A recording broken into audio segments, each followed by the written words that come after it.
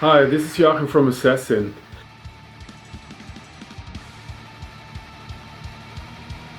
Come and watch the Assassin live interview on the Metal Galaxy YouTube channel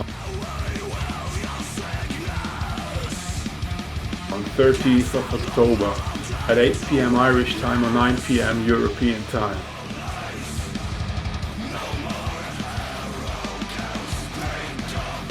Check it out and see you. Bye-bye.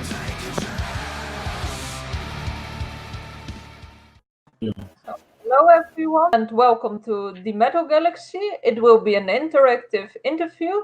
So for the viewers, if you have any questions, we will ask them if the topic is related, or otherwise we will ask the questions at the end. And tonight our guest is Assassin from Germany, who we of course all know from the thrash metal scene. So we are going to talk about that. And Assassin, could you please introduce yourself shortly? Yeah. So I'm Joachim. I'm the bass player of Assassin, and I joined the band. I'm not a founder of the band. I joined the band in 2009, 2010, and I was asked by the bass player that used to play the bass in these back in these days, and he asked me because he hadn't got the time anymore to play with them, to make some kind of a rehearsal or audition with the band.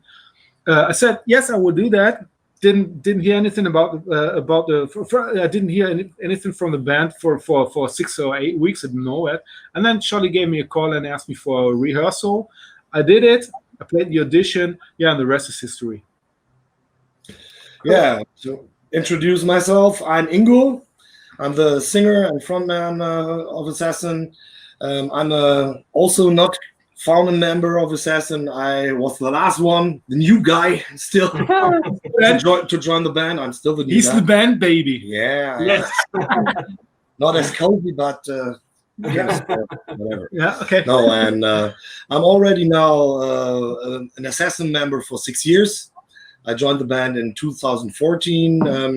To that time, already had a couple of other bands, but Björn, our drummer, I met him on a gig. I played with my other band, Lord of Giant, to that time, and we are both big Suicidal Tendencies fans. And he was wearing a Suicidal shirt at that evening, so we started to talk. And there was also a Suicidal show approximated a month in time.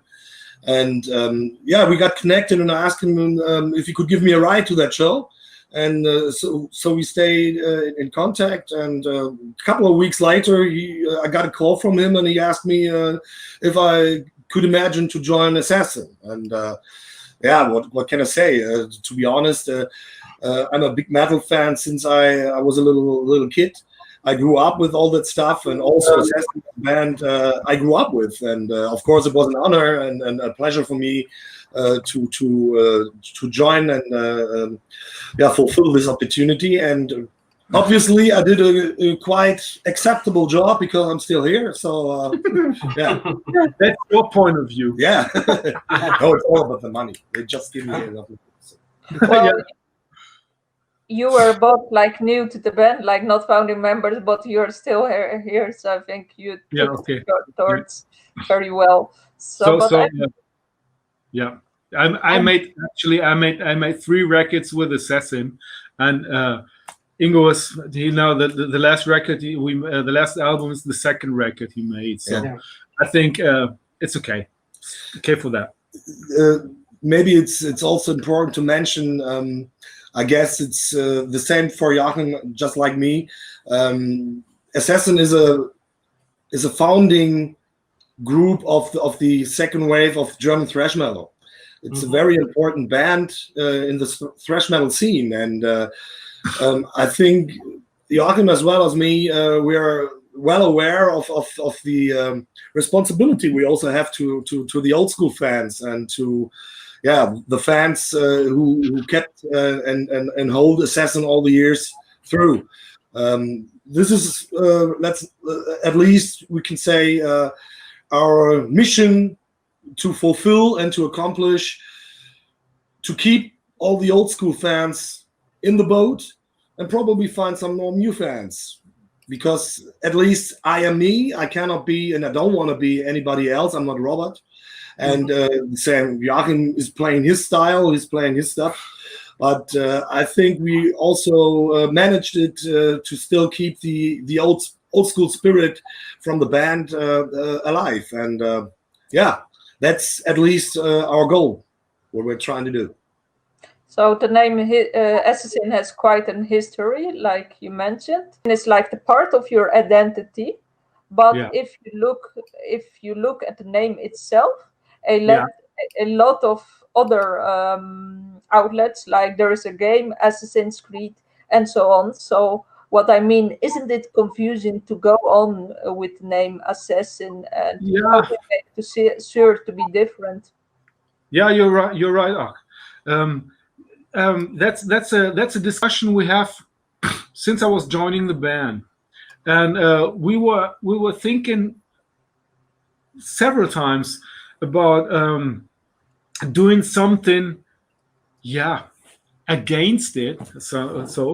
But because we have been, as Assassin, we've been the first ones that were using the name Assassin as for something, in this case for a thrash metal band. But to go, to say, how can I say, to go to the court and fight for your right to that your name is some kind of labeled or is a trademark, that's a fight against windmills. You know what I mean? I don't think we stand any chance to sue the makers or the endorsers of Assassin's Creed, for example. This game is big. And we would never have any chance to do something against it. In my opinion, you're right. It's not that easy, and we all would be more happy in the situation if there wouldn't be any game called Assassin's Creed and other stuff related to it. I guess, or as far as I know, there's also kind of a American hip hop band called Assassin. It's a French one. It's a French one. And I'm not talking about Soul Assassin from the Cypress Hill guys. And they're all just like our band name. They're just called Assassin. We're not happy about that situation, but what can you do? We just can try to rely on the following and belief of the old school and true fans who still keep us running. And we also know that there's not just a PC game or a American hip hop posse, but there's a small German thrash metal band which still kicks ass, even in 2020. You got some problems to find Assassin on internet, and when you were searching with Assassin, you got into this Assassin's Creed game and Assassin what? My problem is especially because I'm a big Assassin's Creed fan. So I played when I was a teenager, and then we discovered Assassin for the music, your band, and so on. And then I started to type the post and so on, and I was typing Assassins, and I was like, oh my god, it's like the whole game ID stuck. I had problems. So every time you wanted to join your favorite game, you were annoyed by these ugly, fat motherfuckers from Germany, which are still known in the name, right? Well, it's like my head was like confused. So let me tell you one thing. We have been the first, and we will be the last. Yeah. Cool. Yeah. Also here in Ireland, as I've seen, there is a band, was a band Assassin here in Ireland. Rock. Hard rock. Oh, yeah? Okay. And now it's not active. Okay. I didn't know. Yeah. Because normally we're checking every once in a while what's going on with Assassin and with the name and what can we do about it, and I would never face an assassin back from Ireland or something like that. But anyway, to give you a better feeling, this is our only assassin interview, like for the future and so on. So let's not create confusion about this. Okay. Okay. Yes. Thank you very much. Now I can sleep properly.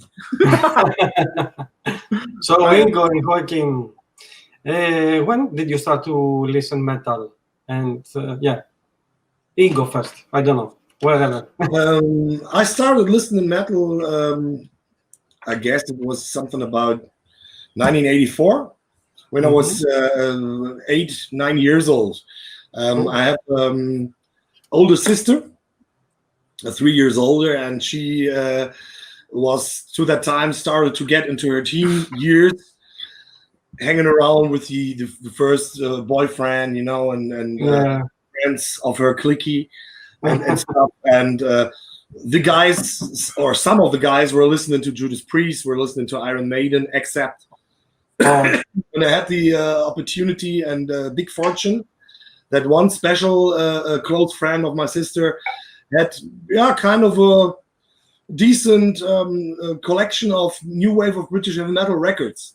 And probably because I was the younger brother of the favorite girl in town, and he probably thought over getting in contact with the brother, he's got a kind of could take an advantage. Could score at my sister, I had the opportunity to visit him once a month and borrow me 10 till 20 records, check them out and record them. To that time was tape trading, there was no CDs and stuff still on.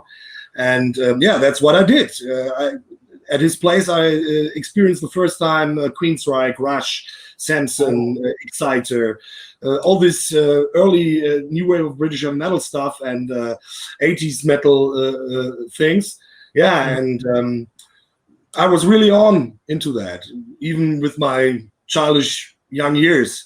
And in the middle of the 80s as well, the thrash metal scene started to develop, to sweat over from the United States to our place.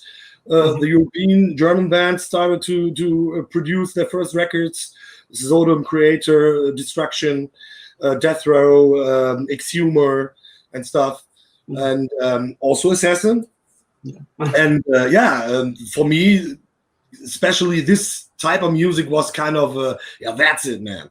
That this was something I could identify with, and because the older hard rock and metal guys did not quite like any of or every of the thrash metal bands.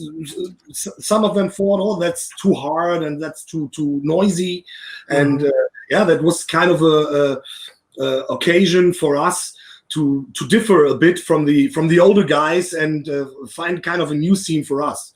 And I was totally into that time. Cool. So you got in 1984.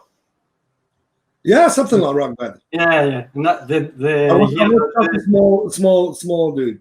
The year that Assassin found, 84, 85. Yeah. Good. And what was your first tape or I don't know, vinyl you bought? Me? Yeah. Now you got me. The first vinyl I bought, I guess. I can tell you at once. Oh yeah, I can. I guess I still know. I didn't bought it. I got it as a Christmas present from my grandparents.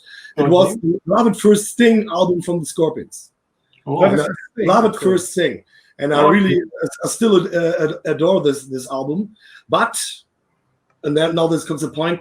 The record was damaged. It didn't run well on my record player. So a week later, I got back to the record store with my dad and tried to exchange the record, the damaged one, but they didn't have any further records of it. But I still wanted to have my Xmas present, and sidewise decided not to fetch the Love at First Sting album, but to bring home the Metal Heart album from Accept.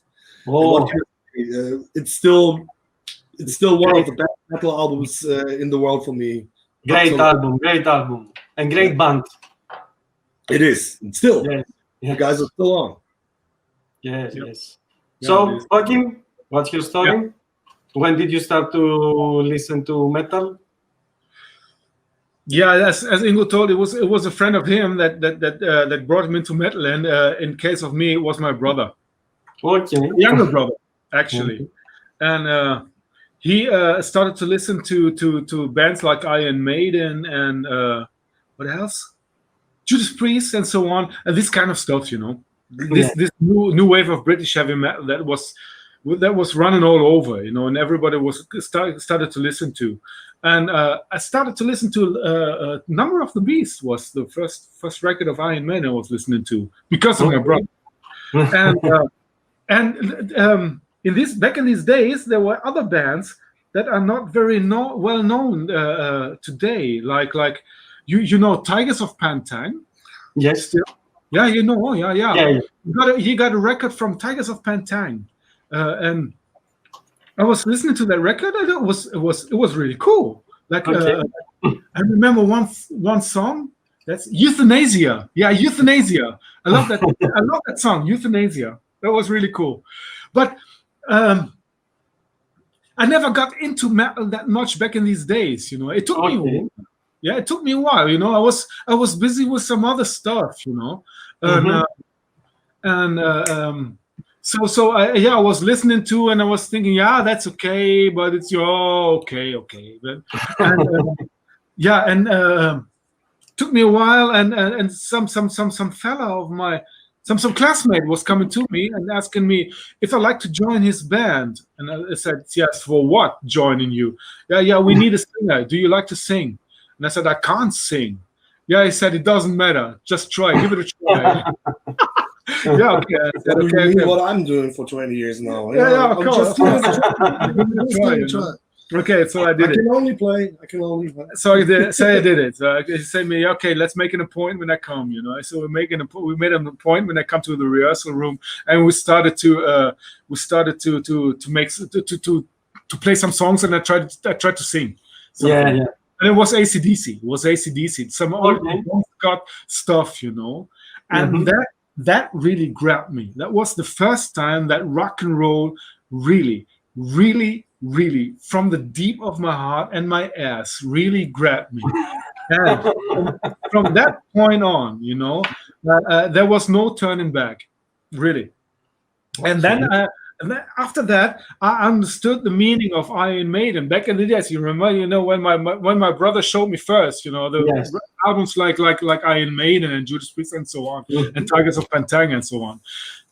After that, I understood, you know, like okay, that's all about. That's what's the music all about.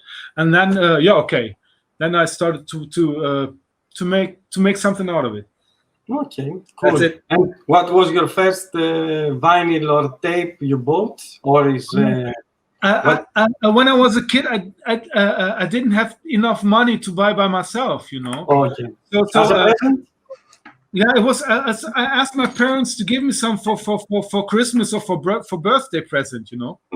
And my first single record, my small the small ones, you know. You remember.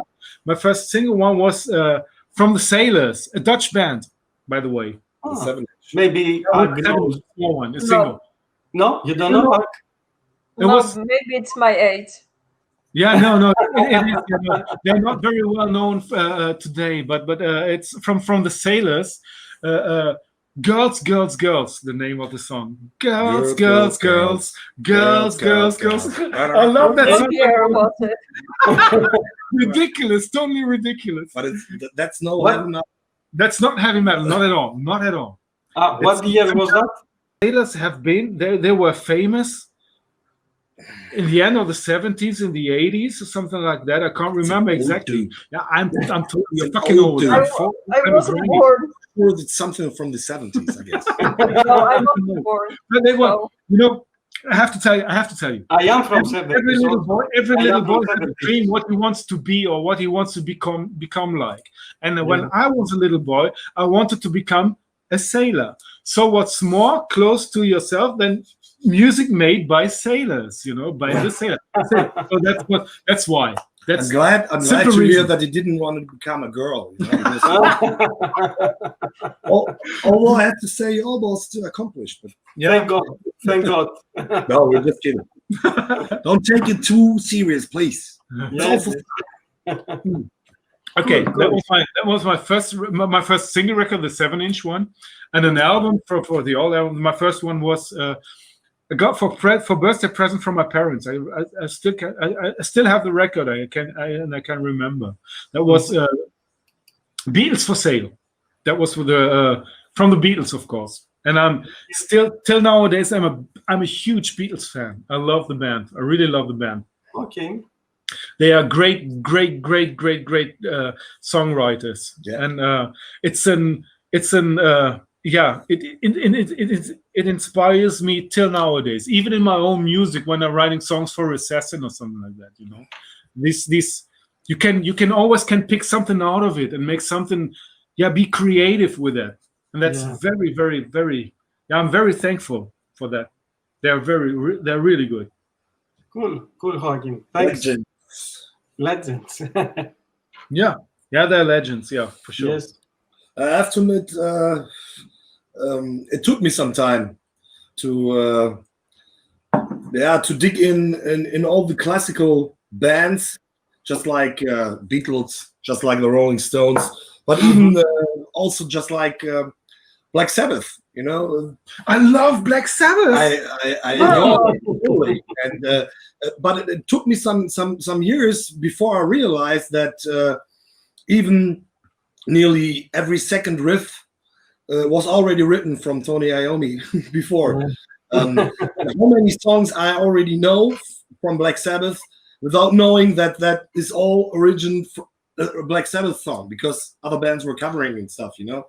And, that's a sign of quality, my friend. In my experience, it was the late 20s, I guess, starting 28, 29, when I started to really dig into the first 5 Black Sabbath albums, to the first 3-4 Deep Purple stuff, you know, and even Rolling Stones and Beatles took me some time.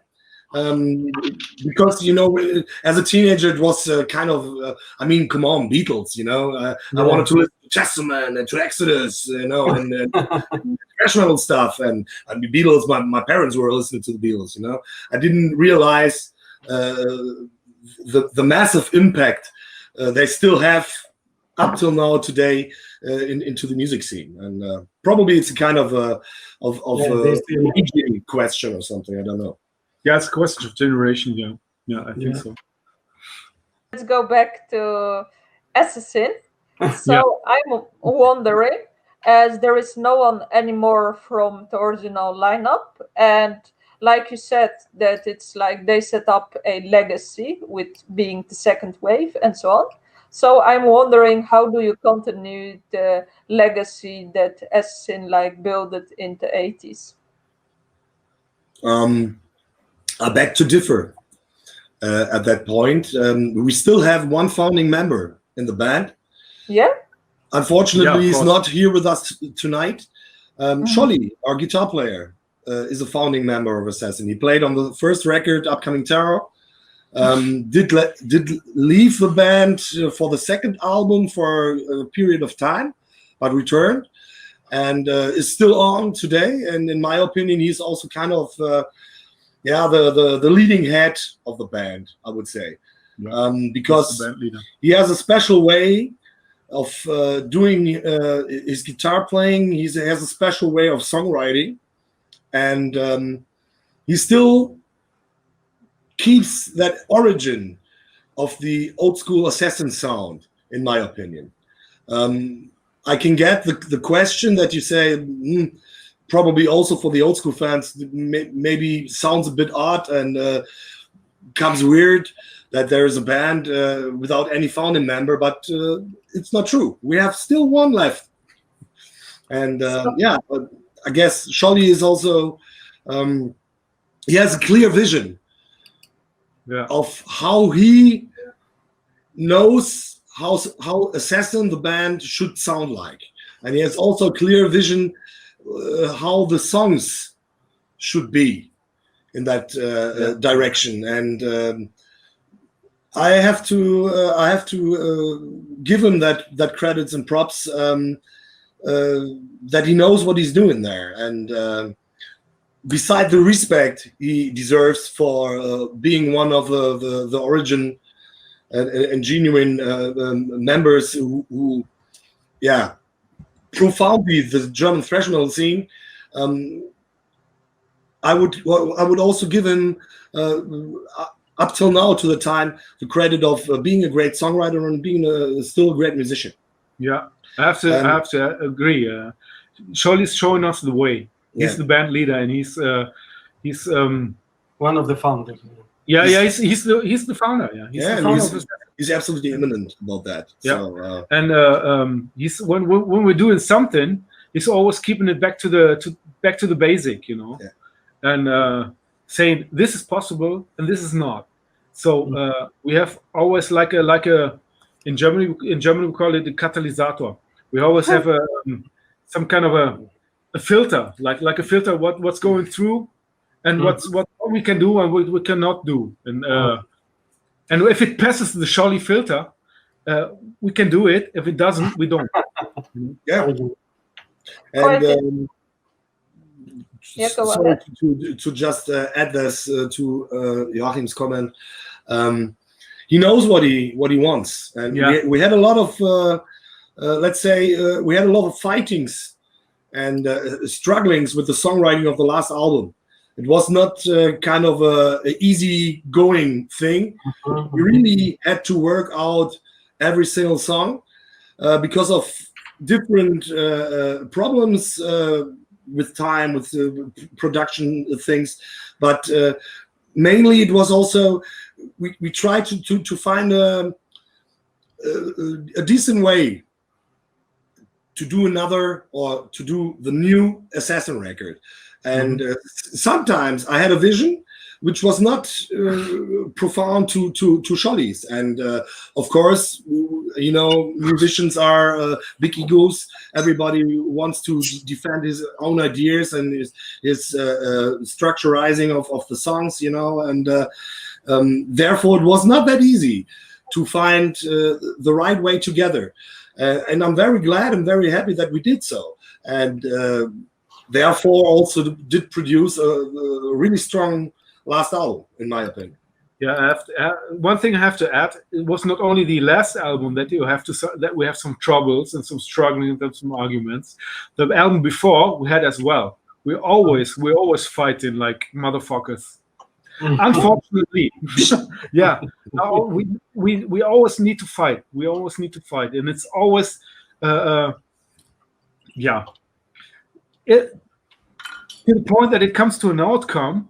Before that, we have to fight. Yeah, it's always like that sometimes. And what I really appreciate to the band, in my personal point of view, what I really appreciate to the band, that we are still friends. That's a really good thing. Instead of fighting. That's really cool. Yeah, not to get it in the wrong way. When we say fighting, we are not talking about having a fist fight or fights in the rehearsal rooms. But almost. There's a lot of arguing, and I'm someone who's very emotional in arguing, and I tend to become a little bit louder then, and therefore it develops into some kind of a struggle. But it's all. Yeah, he's freaking me out. He's really freaking me out, and he's becoming so emotional that I become so emotional as well. And then I want to kick his bloody ass. Really. You can understand that. I don't know if you can understand that, but you know, it's really ball. Yes, I understand. Like, but I still love him. I hate you. I know. That is man, yeah, that's the way it is, you know. That's the way how you make songs. I think maybe you're playing in bands or you're making some music. I think so. Or you're at least you're in contact with musicians and you know how it goes. Yes. That's the way it is. Exactly. Like everyone has creative views and so on. And but it's quite interesting take as well, because I looked at the history of Assassin. And you had this member left, and so on. It was like how many people were involved in Assassin. Yeah. But we have a constant lineup now for at least 6 years. Yeah, of course. Yeah. And how can I say? It's Assassin is a project. No, Assassin is an idea. Mhm. An assassin is some kind of an incense. No, I don't. I'm searching for the right words in English, and I try to, but maybe I think you got my point of view. And because of this idea of this incense of this, doesn't matter what people are involved, as long as they follow the spirit. You know what I mean? Yeah. Yeah. Okay. And for the last 6 years, we found some conspiracy, some assassin conspiracy that follows the path, and because of that, we can make some albums that are called Assassin, and that has some content that are assassin. You know. I guess it's maybe it's the point. Assassin, the band Assassin, and the path we try to follow around within Cheers, is Mark. bigger than Cheers. the personalities involved in it. And also times have changed, you know. And in the 80s, you were used, you know, without all this multimedia and socializing stuff, you were used to meet up in the rehearsal room 3 or 4 times at least in a week and just jam and rehearse. You know, and therefore start trying to developing songwriting and stuff. Nowadays, you cannot follow that kind of structure anymore. Yeah. At first, we all not no teenagers anymore. We all have our jobs, our everyday jobs. We have families, you know. We have probably children and stuff to care about. You're not able, and you're not free anymore to act and do as you did like a teenager. And so you have to find other ways to structurize and to get things going, you know. And therefore, all this multimedia stuff and socializing computer stuff is very helpful. Yeah. Because you can work out a lot of things, especially for this home recording stuff with the Pro Tools and stuff, very, very easy in a short period of time, and come together and throw everything inside and then start to work on it, you know. And it's different, like it used to be. And but I have to say, at least the most important thing, and that's probably the thing Joachim wanted to state with the instance of Assassin, is you have to follow a greater goal altogether, and it doesn't matter if it's this personality or that. In most of the times, I guess. Although I have to say, I would state without Scholli, there wouldn't be any assassins anymore, because then we would be reached a point where we have to say, is it what is it what we want to follow, what we want to get done? You know? Without Scholli, it doesn't make any sense. It's absolutely necessary for the further existence of assassin. In my opinion, really different. Without Scholli, it doesn't make any sense anymore. Yes. So as you said, are you the only person you writing, or also saw the other guys? No, the lyrics are mostly my concern. And what inspires you to write the lyrics? What inspires you? Mostly everything. Life inspires me, of course. My social circumstances, things which aggravate me, things which concern me, for sure. For me, songwriting, and especially writing lyrics, is at one hand some kind of also a filter and a way of dealing with my inner struggles, with inner processes, probably, to cope with it for one instant. And on the other hand, of course, I'm getting inspired of things I'm watching, things I experience in my everyday life, and which yeah, troubles me for some aspects as well. For instance, there are a couple of songs. I would say Assassin is no political band, as far as he can be non-political, because everything is politics from one kind of standpoint. But on the other hand, for me, the song "The Wall" was very important within its lyrics. I needed to make a statement. I had the urge to express myself about that specific topic, which is dealing with the still current American president, and some kind of self-therapy to get rid of things, through the way you're writing songs and expressing your lyrics. And afterwards, you're feeling kind of more liberated, kind of released, you can say. Okay. Cool. So it's real life, your lyrics. Yeah, mostly. I'm not that fantasy type of guy. And I guess when you're playing in a thrash metal band, just like Assassin is, it's also important that the lyrics match with the music.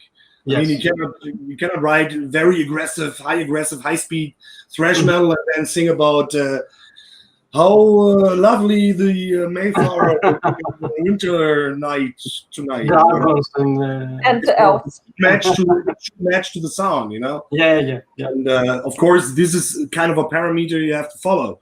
But at least there's no restriction, and there's nothing, no one inside the band who say you're not allowed to write over this or that. Okay. I'm free to do so, and up till now, the guys were satisfied with my lyrics. So there's no solid filter here. That was something I made right.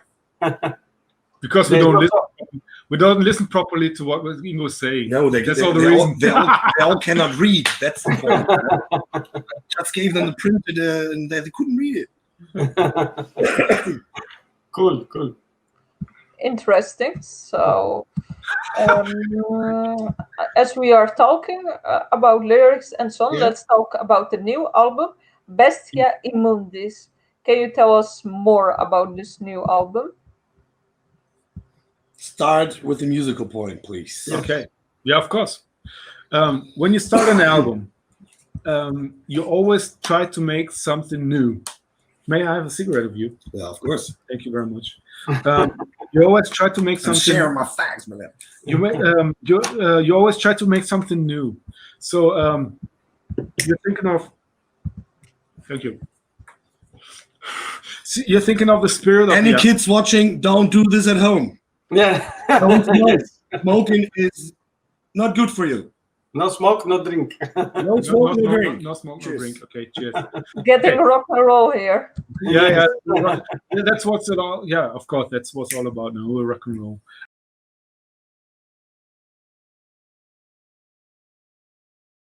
So anyway, when you start in a new album,